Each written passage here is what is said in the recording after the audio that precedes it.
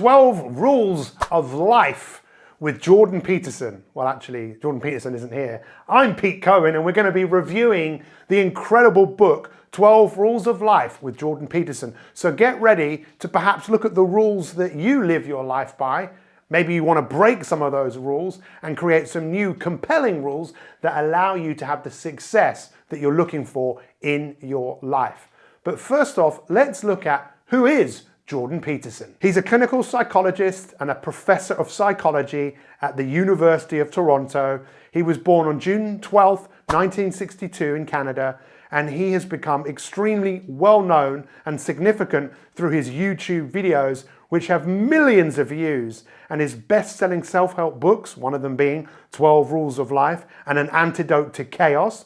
His work focuses on the areas of personality, religion, mythology, and cultural critique.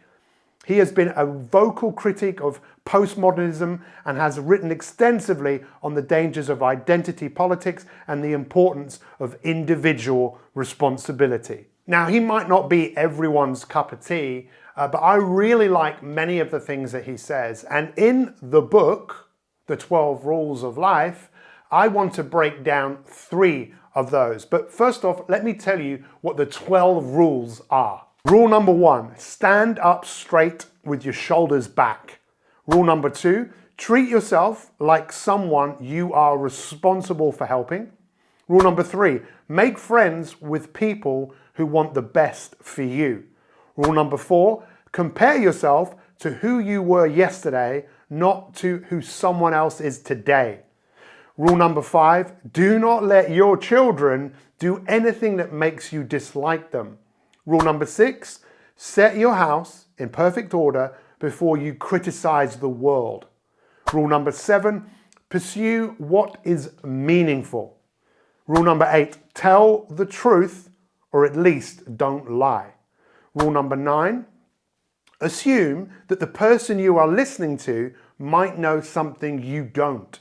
Rule number 10, be precise in your speech. Rule number 11, do not bother children when they are skateboarding. Rule number 12, pet a cat when you encounter one on the street. So I know some of those rules might seem a little bit strange to you, but the book is really good. Look, as a psychologist, he's spent his life really looking at human beings, what makes us tick, and how we can all learn to take more responsibility for the lives that we have. And I've spent my life looking for the solutions to the many problems that people have, the habits that hold them back, the way they think and feel about themselves. And I've learned a lot from Jordan Peterson. And of those 12 rules, I want to focus on 3. The first one I want to focus on is rule number 1. Oh, by the way, rules, as Arnold Schwarzenegger said, break the rules, don't break the law.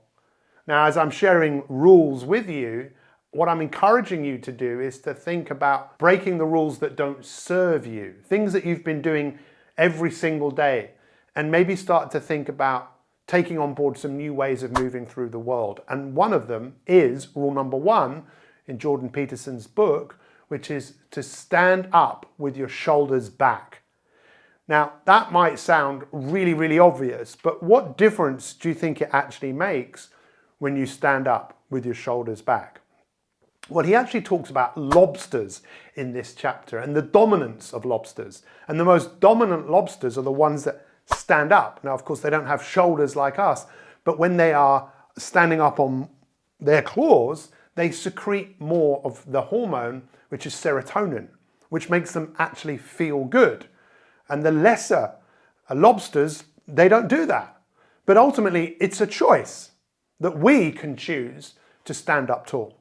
But we live in a world right now that doesn't really encourage us to do that. I don't know whether you have a mobile phone. Chances are you're probably watching this on a phone. But we know we've created a world where more and more people are hunching over and looking down. And if you want to feel down, well, the easiest thing to do is to look down. I remember working many years ago with many people who were suffering from mild depression. And I remember saying to them, guys, do me a favor, look up and feel down. And it's impossible. It is impossible. Maybe you could do it, but I've never met anyone who can look up and feel down, because in order to feel down, we have to look down. So changing our posture changes everything. It allows us to secrete different hormones in our body which make us feel good. The next rule I want to look at in the book is rule number 2. Rule number 2 is to treat yourself like someone you are responsible for helping. Take a moment to listen to what Jordan Peterson says about rule number 2. You want to treat other people like you would like to be treated, well, then you have to figure out, how would you like to be treated? And while you'd like people to fawn all over you and just lay everything at your feet, it's like, no, that's not something you'd wish for someone that you were taking care of. And then there's an additional problem, which is it's often the case that people will treat other people better than they treat themselves. That happens extremely frequently. So one of the things I pointed out in chapter 2 was that if you have a dog and you take him to a vet and the vet gives you the prescription medicine, you'll go buy the medicine and you will give it to the dog and you will do it properly. But if you go yourself to a doctor and you get a prescription, there's a 30% chance you won't even pick up the medication. And if you do, there's a 50% chance that you won't administer it to yourself properly. And so I really thought about that. When I first came across that statistic, it was another one of those little facts. I thought, what the hell's up with that? It's like, you'll do it for your dog, so obviously you'll do it for something you care about, and you're conscientious enough so you'll actually do it. So like, why wouldn't you do it for you? Your dog likes you, even your dog would rather that you did, but you don't. And it's actually one of the reasons that modern medicine doesn't work nearly as well as it could, because people just don't take their medication. I find that truly fascinating. Can you imagine the amount of people that do go to the doctor and the doctor gives them medicine, yet they don't take it? What I'd like you to think about is not just the medicine you could possibly take if you're unwell, but the daily medicine you could take of the daily things that you do that are like medicine, like standing up tall and treating yourself in a way that you would treat someone you love. We know right now there are millions of people all over the world that are really struggling mentally, and so much of that is to do with how they feel about themselves. So if you stopped and I was to ask you the question, how do you feel about who you are right now, and you're being really honest, I don't know, I'd love to know. Feel free to let us know in the comments. But how much of that is a choice? How much of that is the rules that we've made in our lives that we continue to behave in such ways where we continue to think and feel what we've always thought and felt? And if you always do what you've always done, you'll always get what you've always got. And what I love about this rule is he's questioning that we should all look at ourselves and think, how do we need to be treated? If you give everything everyone wants, is that the way you want to be treated? All you got to say, give me this, give me that, and you want me to give it to you? Is that what you'd want? In the work I do, I'm looking to help people build a relationship to their future self. Because I believe your future self is talking to you, but it's not you today or tomorrow or next week. It's you way out into the future. The part of you that often wants you to get out of bed, and the part of you that wants you to keep going when you've started something, the part of you that wants you to be happy and be well. We're often not listening to that part. We're often listening to the old story, that part of us that wants us to stay within the zone of familiarity, for us to continue being who we've always been. And I really encourage you to take some time out and actually think to yourself, how do I want to treat myself? How do I currently treat myself? And could I treat myself in a better way? That's rule number 2. So the next rule I want to look at is the 4th rule in the book, which is stop comparing yourself to who you were yesterday. There are many challenges and issues in the world, but one of them definitely is comparing yourself to other people. How often do you do that? How often maybe you're looking at something on your phone and scrolling and looking at what other people are doing and making yourself feel that you come up short, that you're not good enough. This is one of the most common beliefs around the world, that people feeling, I'm not good enough, I lack in certain ways, I'm not as good as this person or that person. Take a moment to listen to what Jordan Peterson says about a friend of his and who that person was comparing themselves to. There is inequality. What that means is there's always going to be people around that are better at something than you are. And that's a problem, because you can get jealous and you can get bitter and you can get resentful, and worse, you can get hopeless, because you look like I have this friend of mine. He told me something so funny. He was decrying his lack of success in the world, and he compared himself to his roommate.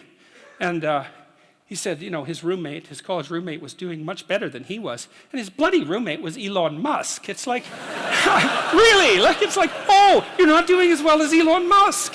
Well, you can see it would take it rather personally, because they were roommates and everything. It wasn't like he was doing badly. He was doing pretty damn well. It's like, I'm not as good as Elon Musk. It's like, yeah, well, you and 7 billion other people, But I thought it was instructive because you have to be careful who you compare yourself to. There's only one Elon Musk, right? And there's only one of you. Personally, I think it's great to look at people that you want to perhaps be like, that inspire you to be like a better version of you. But the danger in comparing ourselves to people is we build up resentment, we build up jealousy, we build up anxiety within ourselves. It's a very dangerous game to play. And I really encourage you to start comparing yourself not to anyone else, but compare yourself to your former self. Compare yourself to who you were yesterday. There's a very famous quote by Ernest Hemingway who said that true nobility is being superior to your former self. Look, whether you like it or not, you are not who you were. You are better in some ways than who you were. But very few people are consciously choosing to be their future self. What most people are doing is still comparing themselves to others. It's a very dangerous game to play. Take a moment to listen to what Jordan Peterson says about self-comparison. You really have to stop comparing yourself in some ways to other people. And the reason for that is that the particularities of your life are so idiosyncratic that there isn't anyone really all that much like you, because the details of your life happen to matter. And so maybe you compare yourself to some rock star or something like that, and the person's rich and famous and glamorous and all that, but they're alcoholic and they use too much cocaine and they've had 3 divorces, and it's like, how the hell do you make sense out of that? Is that someone that you should judge yourself harshly against or not? The answer is you don't know, because you don't know all the details of their lives. And who do you know that you can compare yourself to? That's easy. You. Yesterday. So here's a good goal. It's something like, well, aim high.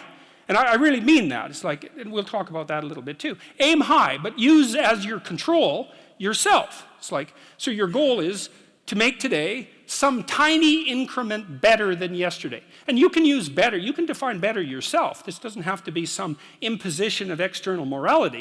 You know where you're weak and insufficient, where you could improve. You think, okay, well, this is what I'm like yesterday. If I did this little thing, things would be just an increment better.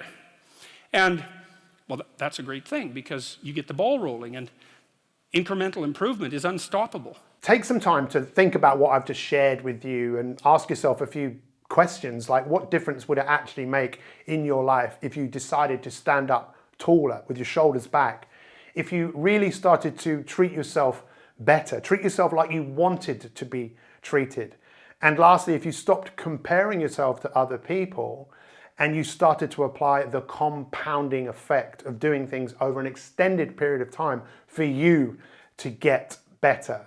And I challenge you right now to watch a YouTube video that we made called The Secrets to Being Unstoppable. Because once you get some momentum with this, nothing is going to stop you. Watch that video right now, and we'll see you next time.